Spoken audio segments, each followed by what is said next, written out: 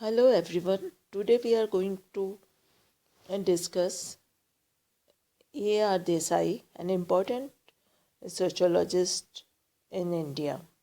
In the history of the development of sociological thought in India, the contribution of A.K. Desai is very significant. A.R. Desai was born on 16th April 1915 at Nanded in Gujarat and died in 1994 at Baroda.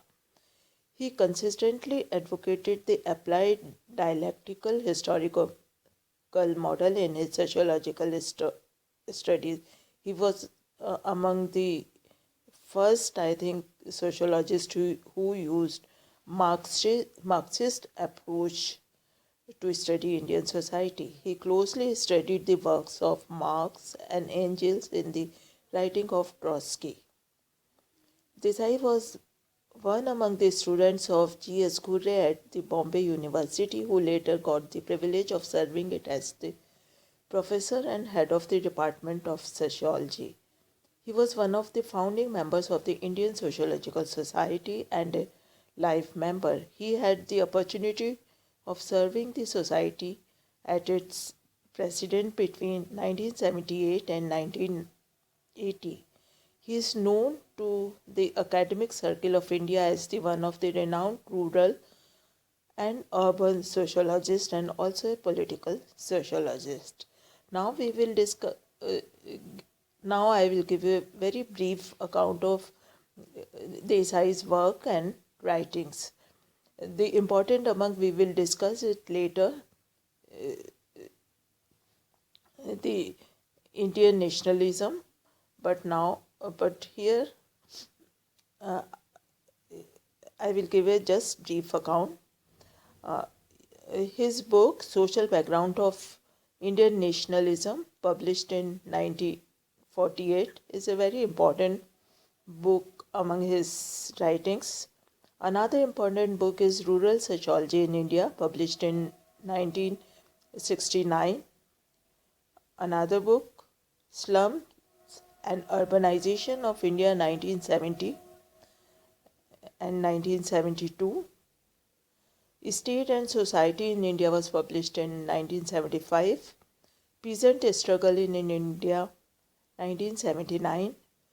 Rural India in Transition 1979. India's Path of Development 1984. The methodological approach of A.R. Desai was rather Marxist, when the other Indian sociologists were concentrating on analyzing the micro, the village. Desai's sociology studied the macro capitalism, nationalism, classes, agrarian structure, the state and peasant movements, among other things. He looked at the macro side of Indian society and especially nationalism, rural society, urban society, peasants, and different movements, important among peasant movements. Desai is one of the Indian sociologists who have consistently advocated and applied dialectical historical model in his sociological studies. He may be regarded as one of the pioneers introducing the modern Marxist approach to empirical investigations involving bibliographical and fieldwork. He was both armchair sociologist as well as who worked in field. A.R.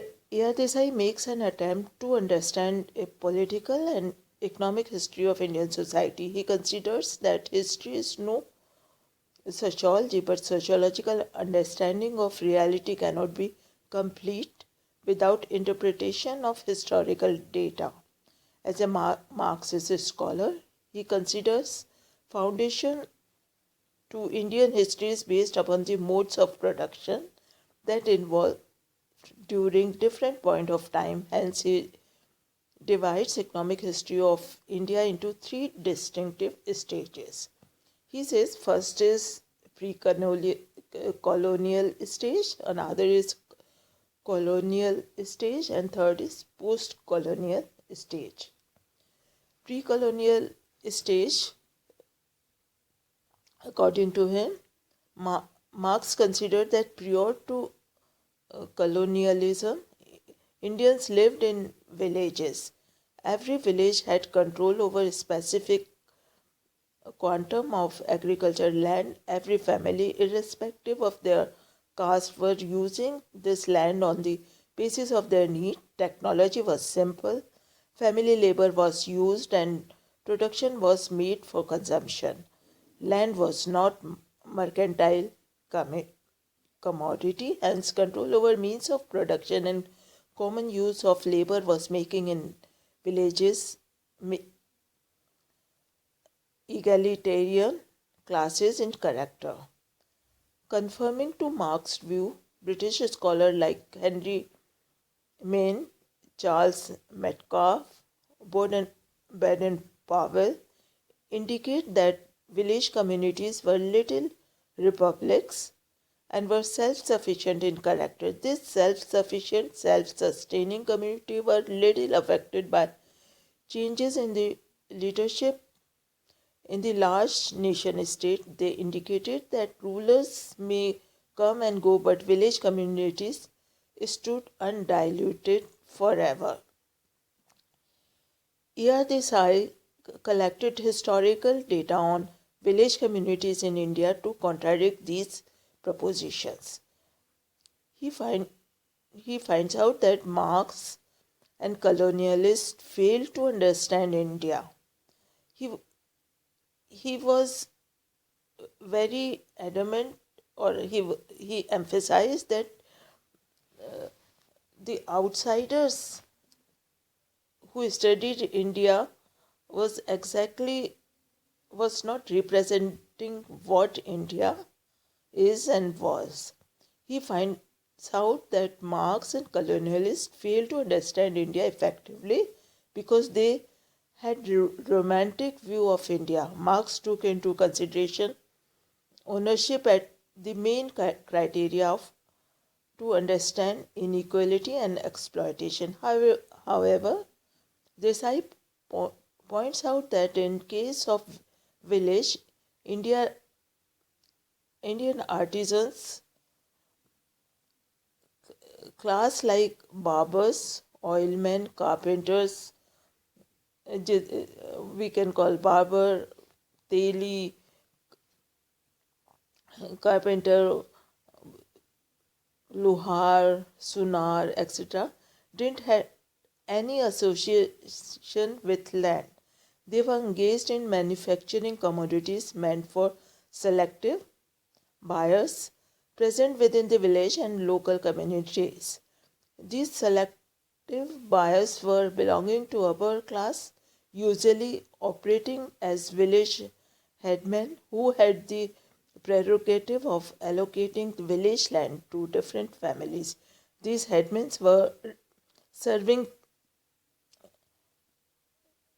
These headmen were reserving fertile land for themselves and using the labor of marginalized groups who were not culturally entitled to claim their rights over village land. These people were mostly untouchables and lower division of Shudras, hence rural labor were exploited lot.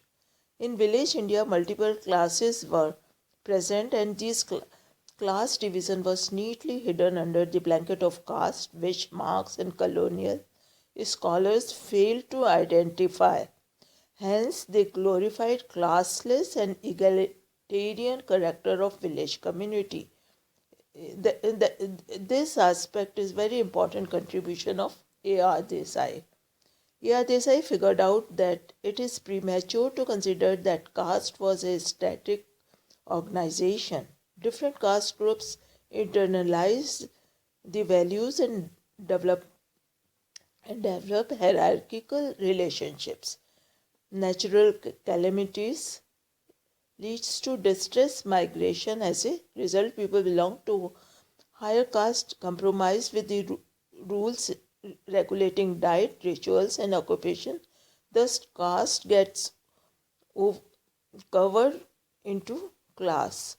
Old caste gets segmented into new class.